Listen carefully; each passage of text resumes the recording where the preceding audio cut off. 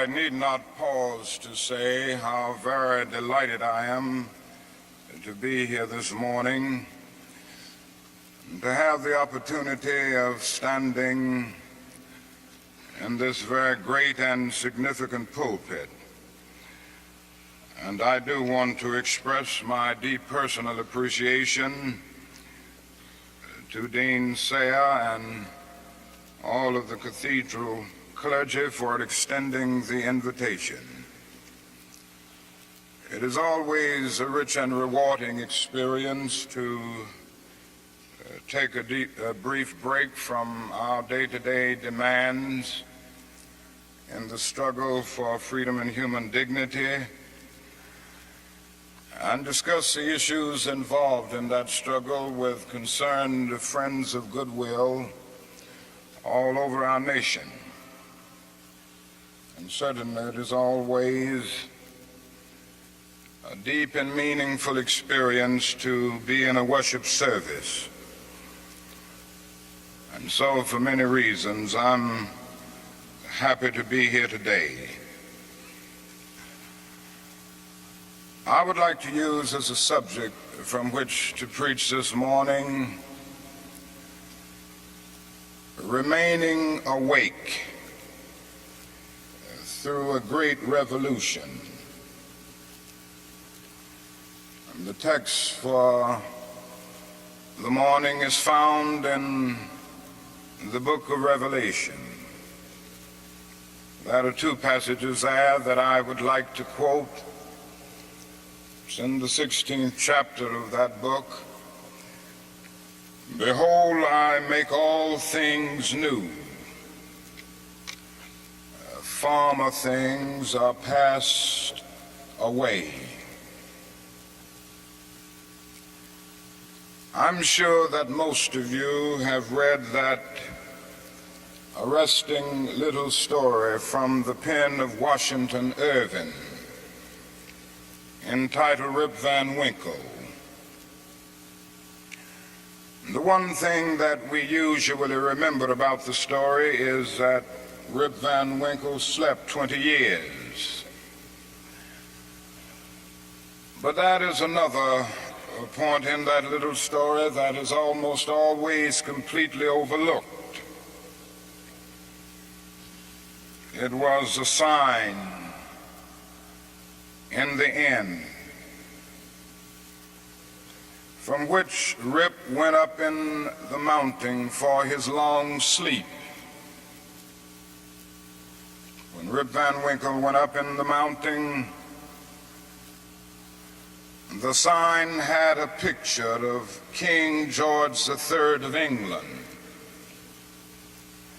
When he came down 20 years later, the sign had a picture of George Washington, the first president of the United States. And Rip Van Winkle looked up at the picture of George Washington, but in looking at the picture, he was amazed. He was completely lost. He knew not who he was. And this reveals to us that the most striking thing about the story of Rip Van Winkle is not merely that Rip slept 20 years, but that he slept through a revolution. While he was peacefully snoring up in the mountain, a revolution was taking place that at points would change the course of history. And Rip knew nothing about it. He was asleep. Yes, he slept through a revolution. One of the great liabilities of life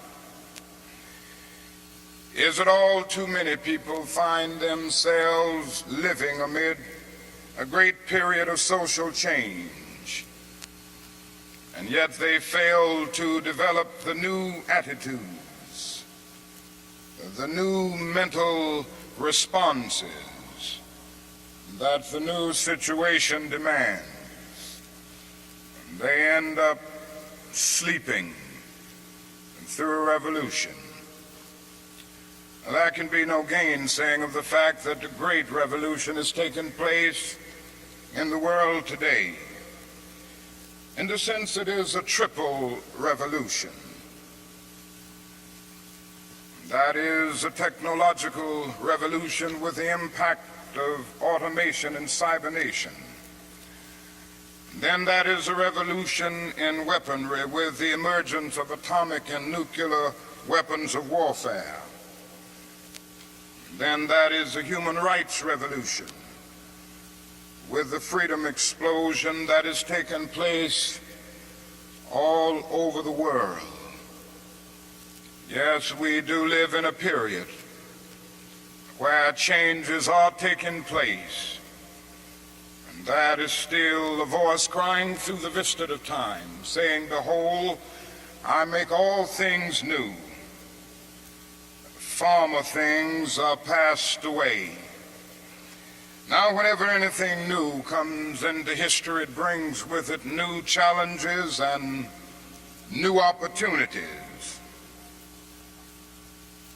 And I would like to deal with the challenges that we face today as a result of this triple revolution that has taken place in the world today.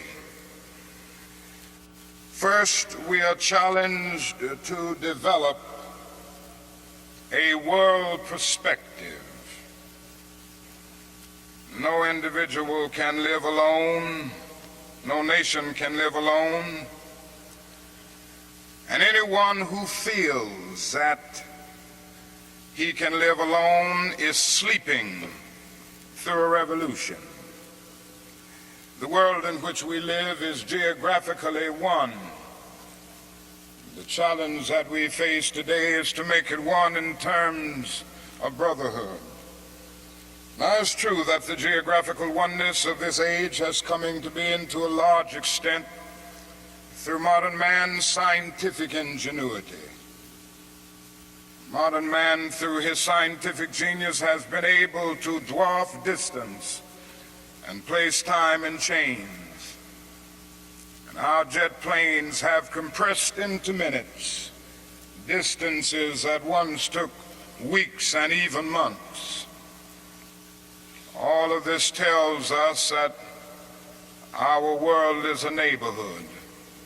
Through our scientific and technological genius, we have made of this world a neighborhood, and yet we have not had the ethical commitment to make of it a brotherhood. But somehow and in some way we've got to do this. We must all learn to live together as brothers, or we will all perish together as fools.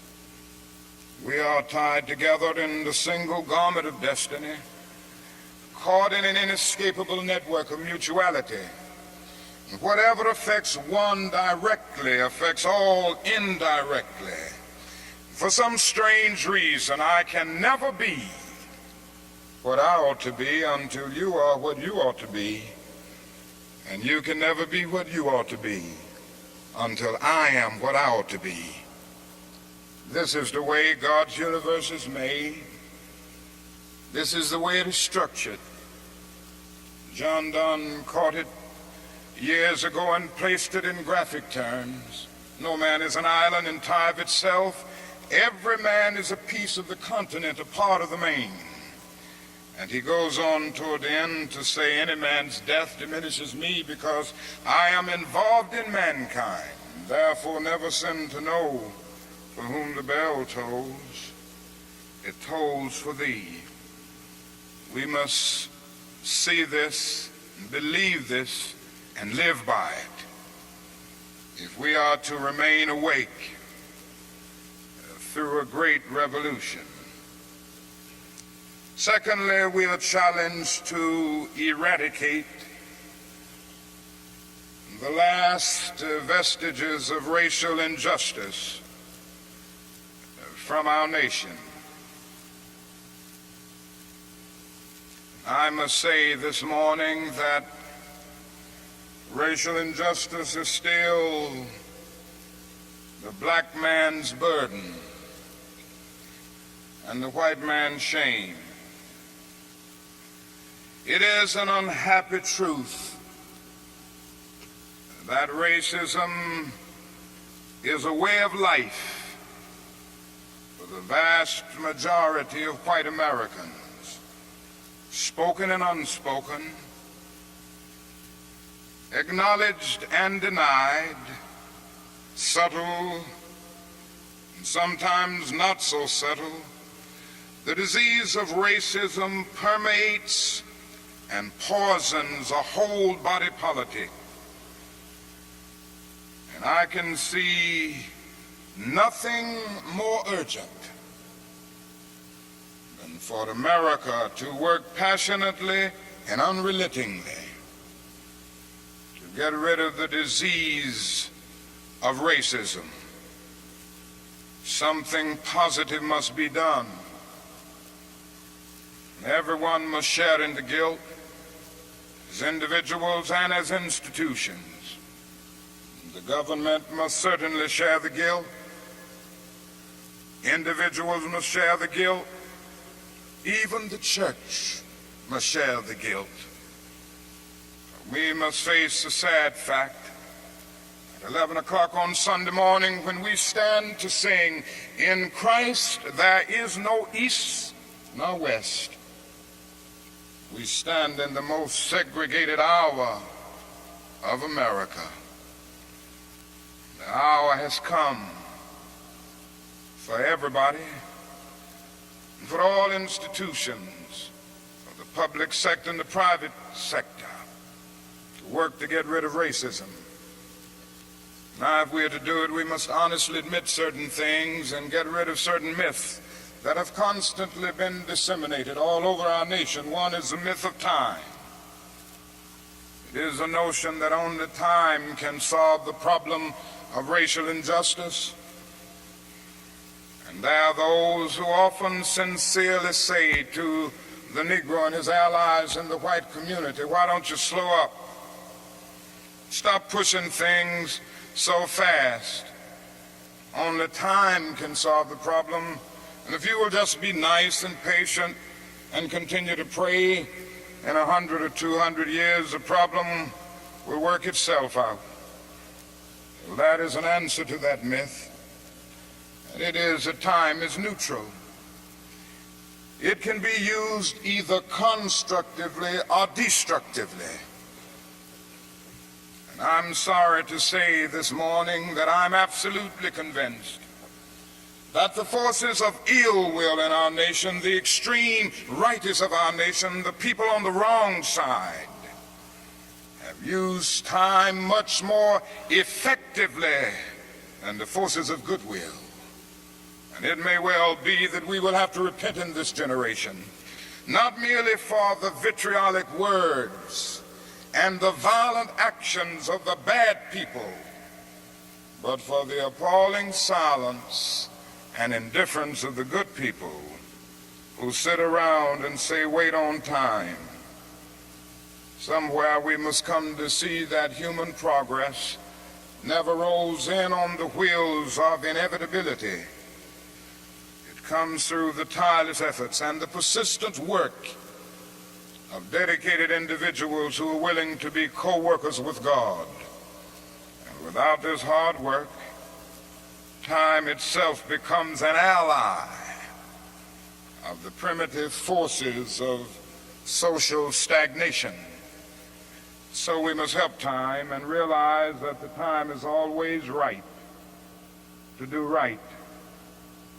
Now, that is another myth that still gets around. It is a kind of over-reliance on the bootstrap philosophy. And there are those who still feel that if the Negro is to rise out of poverty, if the Negro is to rise out of slum conditions, if he is to rise out of discrimination and segregation, he must do it all by himself. And so they say the Negro must lift himself by his own bootstraps. They never stopped to realize that no other ethnic group has been a slave on American soil. The people who say this never stop to realize that the nation made the black man's color a stigma. But beyond this, they never stop to realize the debt that they owe a people who were kept in slavery 244 years. In 1863, the Negro was told that he was free as a result of the Emancipation Proclamation being signed by Abraham Lincoln. But he was not given any land to make that freedom meaningful. It was something like keeping a person in prison for a number of years and suddenly discovering that that person is not guilty of the crime for which he was convicted. And you just go up to him and say, now you're free. But you don't give him any bus fare to get to town. You don't give him any money to get some clothes to put on his back or to get on his feet again in life. Every code of jurisprudence would rise up against this. And yet this is the very thing that our nation did to the black man. It simply said you're free, and it left him there penniless, illiterate, not knowing what to do. And the irony of it all is that at the same time that the nation failed to do anything for the black man, through an act of Congress, it was giving away millions of acres of land in the West and the Midwest, which meant that it was willing to undergird its white peasants from Europe with an economic floor. But not only did it give the land, it built land-grant colleges to teach them how to farm. Not only that, it provided county agents to further their expertise in farming. Not only that, as the years unfolded, it provided low interest rates so that they could mechanize our farms. And to this day, thousands of these very persons are receiving millions of dollars in federal subsidies every year not to farm. And these are so often the very people who tell Negroes that they must lift themselves by their own bootstraps. It's all right to tell a man to lift himself by his own bootstraps, but it is a cruel jest to say to a bootless man that he ought to lift himself by his own bootstraps. We must come to see that the roots of racism are very deep in our country. And there must be something positive and massive in order to get rid of all of the effects of racism and the tragedies of racial injustice. Now that is another thing closely related to racism that I would like to mention as another challenge. We are challenged to rid our nation and the world of poverty. Like a monstrous octopus, poverty spreads its nagging, prehensile tentacles into hamlets and villages all over our world. 2/3 of the peoples of the world go to bed hungry at night. They are ill-housed, they are ill-nourished, they are shabbily clad. I've seen it in Latin America, I've seen it in Africa. I've seen this poverty in Asia.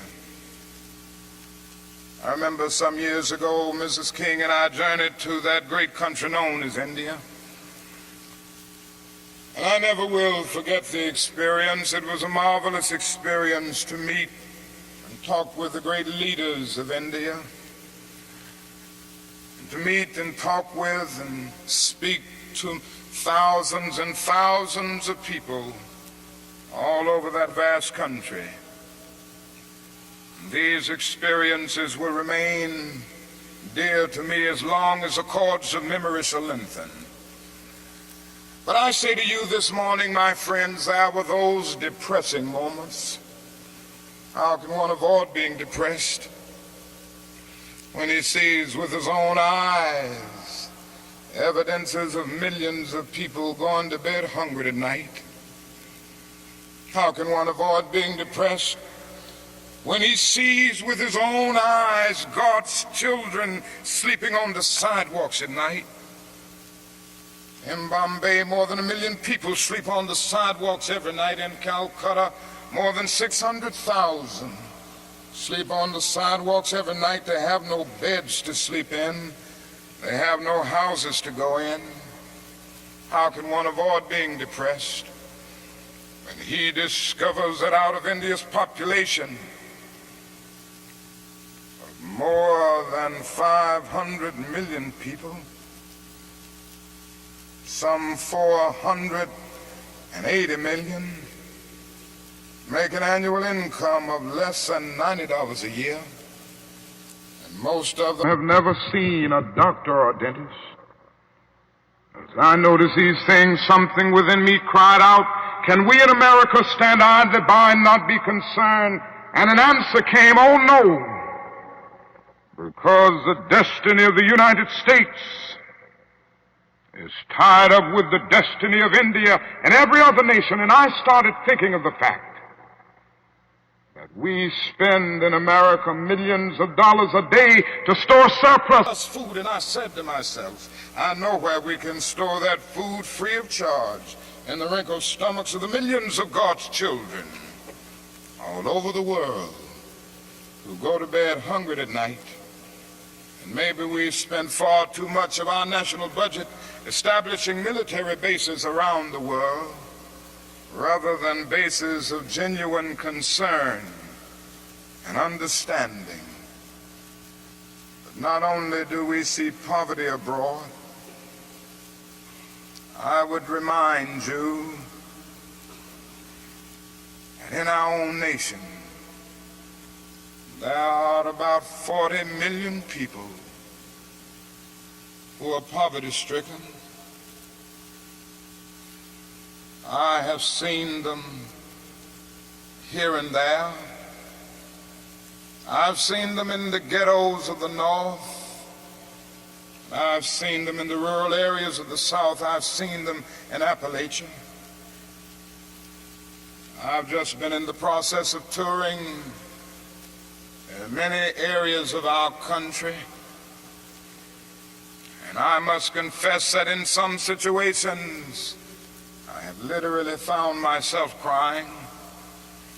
I was in Marks, Mississippi the other day, which is in Quitman County, the poorest county in the United States.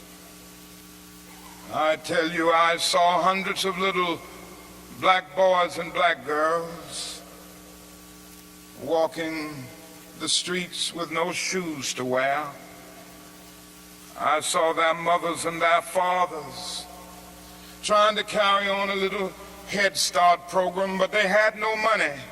The federal government hadn't funded them. They were trying to carry on, and they raised a little money here and there, trying to get a little food to feed the children, trying to teach them a little something. And I saw mothers and fathers who said to me, not only were they unemployed, but they didn't get any kind of income, no old age pension, no welfare check or anything. I said, how do you live? And they say, well, we go around to the neighbors and ask them for a little something. When the berry season comes, we pick berries. When the rabbit season comes, we hunt and catch a few rabbits. And that's about it. And I was in Newark and Harlem just this week. And I walked in to the homes of welfare mothers. I saw them in conditions, no, not with wall-to-wall carpet, but wall-to-wall rats and roaches. I stood in an apartment, and this welfare mother said to me, the landlord will not repair this place. I've been here 2 years. He had made single repair. She pointed out her little boy who was a victim of lead poisoning. She pointed out the walls with all of the ceiling falling through. She showed me the holes where the rats came in. She said night after night we have to stay awake, keep the rats and the roaches from getting to the children. I said, how much do you pay for this apartment? She said, $125. I looked and I thought and said to myself, it isn't worth $60. Poor people are forced to pay more for less, living in conditions day in and day out where their whole area is constantly drained without being replenished. It becomes a kind of domestic colony. And the tragedy is so often these 40 million people are invisible because America is so affluent, so rich, because our expressways carry us away from the ghetto. We don't see the poor. Jesus told a parable one day, and he reminded us that a man went to hell because he didn't see the poor. His name was Dives. He was a rich man. And there was a man by the name of Lazarus, who was a poor man, but not only was he poor, he was sick. Sores were all over his body. He was so weak that he could hardly move. But he managed to get to the gate of Dives every day, wanting just to have the crumbs that would fall from his table. Dives did nothing about it. And the parable ends saying, Dives went to hell, and there was a thick gulf now between Lazarus and Dives. There is nothing in that parable which says that Dives went to hell because he was rich. Jesus never made a universal indictment against all wealth. It is true that one day a rich young ruler came to him and he advised him to sell all, but in that instance Jesus was prescribing individual surgery and not setting forth a universal diagnosis. And if you will look at that parable with all of its symbolism, you will remember that a conversation took place between heaven and hell, and on the other end of that long distance called between heaven and hell was Abraham in heaven, talking to Dives in hell. Now Abraham was a very rich man. If you go back to the Old Testament, you see that he was the richest man of his days. So it was not a rich man in hell talking with a poor man in heaven. It was a little millionaire in hell talking with a multimillionaire in heaven. Dives didn't go to hell because he was rich. Dives didn't realize that his wealth was his opportunity. It was his opportunity to bridge the gulf that separated him from his brother Lazarus. Dives went to hell because he passed by Lazarus every day and he never really saw him. He went to hell because he allowed his brother to become invisible. Dives went to hell because he maximized the minimum and minimized the maximum. Indeed, Dives went to hell because he sought to be a conscientious objector in the war against poverty. And this can happen to America, the richest nation in the world. There's nothing wrong with that. This is America's opportunity help bridge the gulf between the haves and the have-nots. And the question is whether America will do it. There's nothing new about poverty. What is new is that we now have the techniques and the resources to get rid of poverty. But the real question is whether we have the will. In a few weeks, some of us are coming to Washington to see if the will is still alive, or if it is alive in this nation. We're coming to Washington in a poor people's campaign. Yes, we're going to bring the tired, the poor, the huddled masses. We're going to bring those who have known long years of hurt and neglect. We're going to bring those who've come to feel that life is a long and desolate corridor with no exit sign. We're going to bring children and adults and old people, people who've never seen a doctor or a dentist in their lives.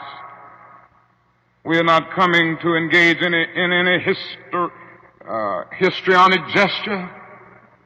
We're not coming to tear up Washington. We're coming to demand that the government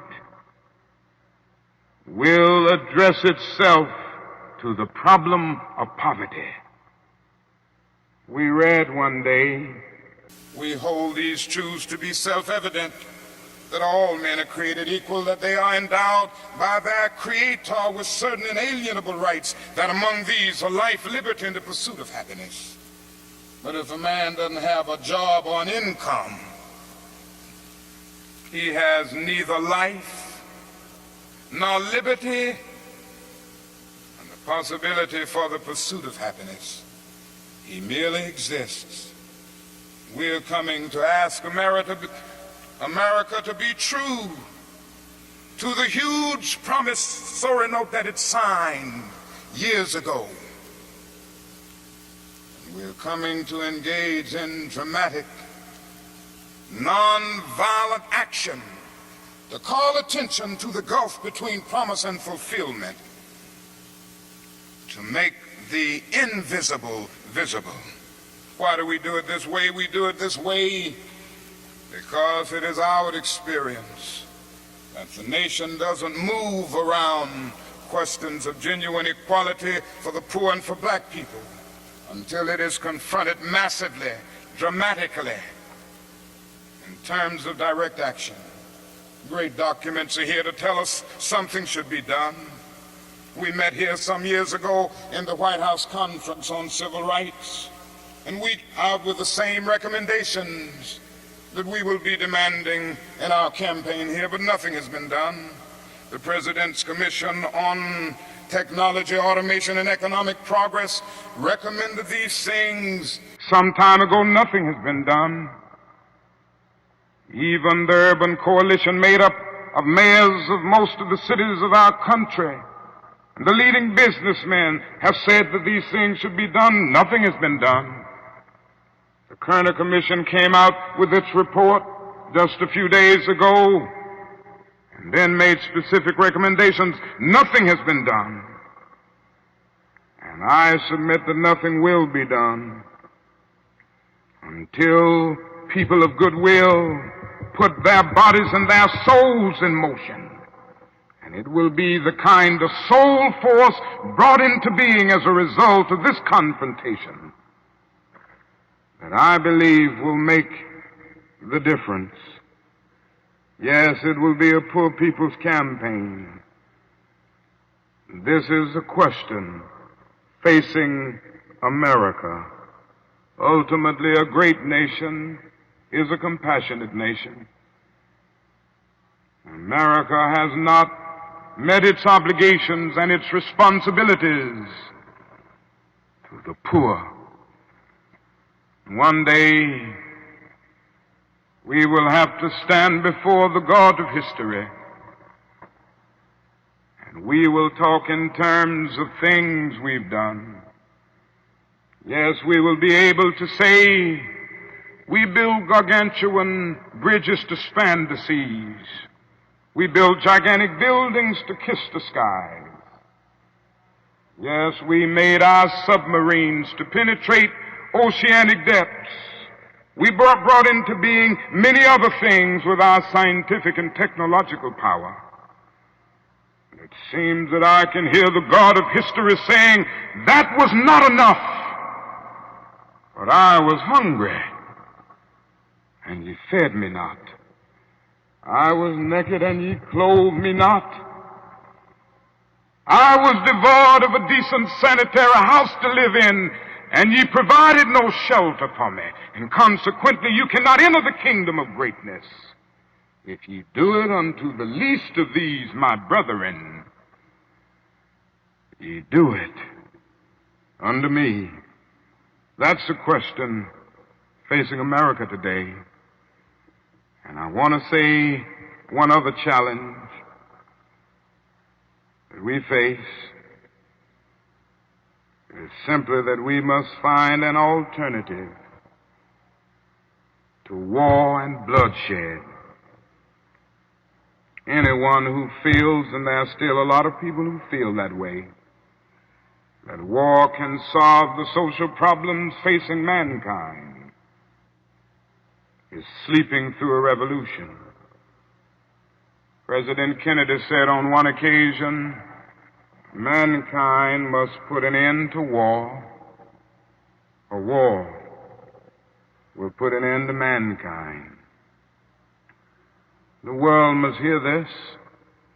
I pray God that America will hear this before it is too late, because today we are fighting a war. I'm convinced that it is one of the most unjust wars that has ever been fought in the history of the world. Our involvement in the war in Vietnam has torn up the Geneva Accord. It has strengthened the military-industrial complex.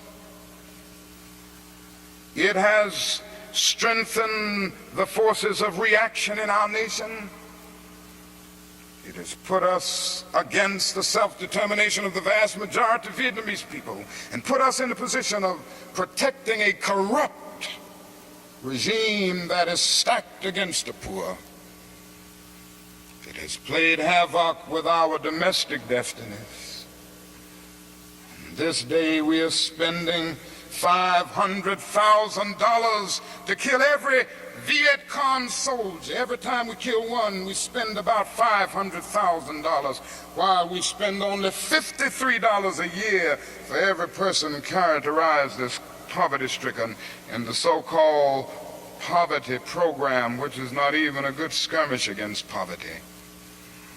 But not only that, it has put us in a position of appearing to the world as an arrogant nation.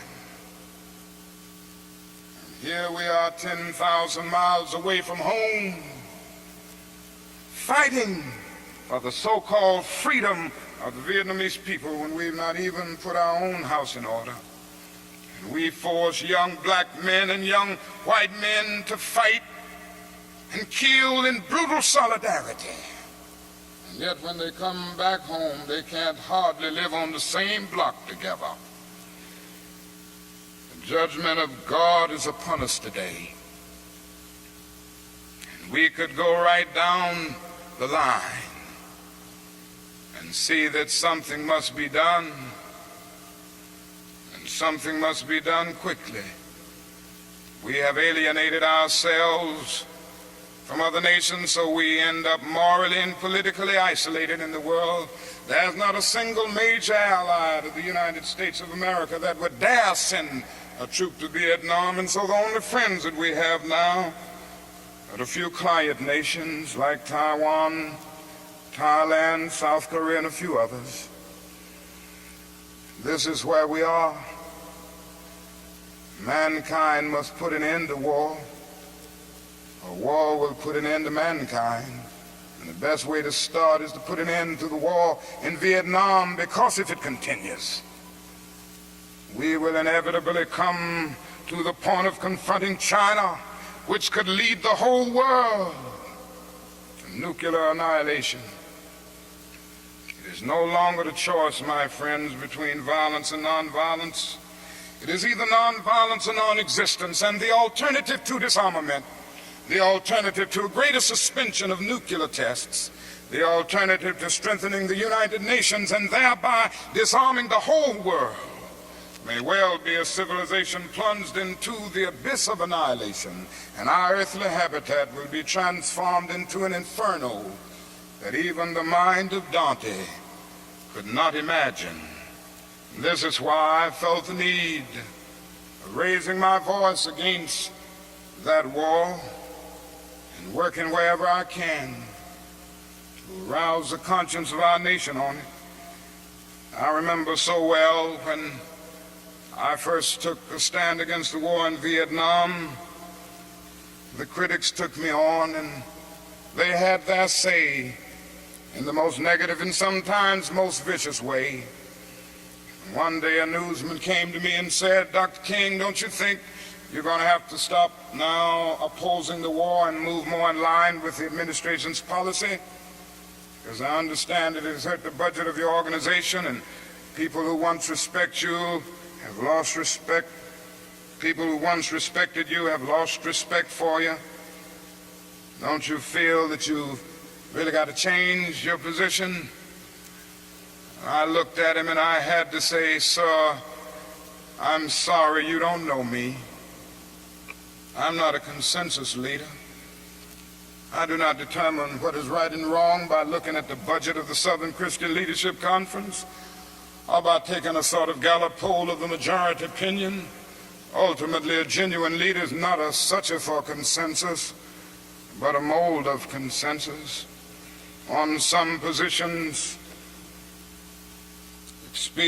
cowardice asks the question, is expedient? And then expediency comes along and asks the question, is it politic? Vanity asks the question, is it popular? And conscience asks the question, is it right? And there comes a time when one must take a position that is neither safe, nor politic, nor popular. But he must do it because conscience tells him it is right.